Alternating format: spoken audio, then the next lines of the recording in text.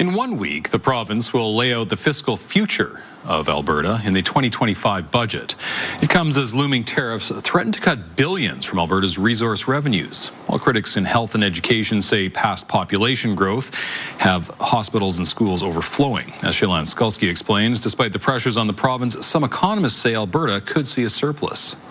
We have to move forward cautiously and spend wisely. Despite projecting a $4.6 billion surplus last November, Alberta's finance minister warned of turbulent times ahead. Alberta's economy is about to hit head-on. Even a 10% tariff on oil and gas could potentially cost the government between $4 to $5 billion, depending on how long those tariffs last. That 10% U.S. tariff on oil and gas could take effect in March, potentially weakening the Canadian dollar while making Alberta oil more valuable. Every time the exchange rate falls by a cent, it's as though the price of oil has increased by $1 a barrel. And that might not sound like a lot, but it has huge implications for the government's bottom line. Every $1 change in the price of oil results in a $600 million swing in revenues for Alberta, leading this economist to believe. Short answer is yes, it is entirely possible that the budget that we see will have a surplus. We need to ensure we have the beds that we need for a growing population. We haven't done that. We are behind.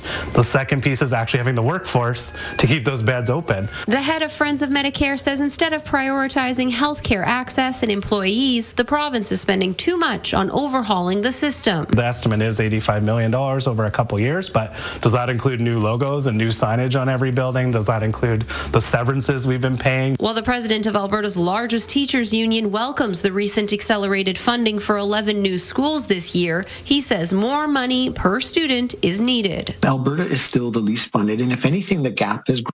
We've fallen further behind by about $574. Others question if the budget will reveal plans of the premier's long-promised income tax cut after the minister made these comments late last year. It will be made clear in Budget 2025, and the premier gave me, every indication she would like to see it sooner rather than later. Budget 2025 drops next Thursday. Chelan Skulski, CTV News, Edmonton.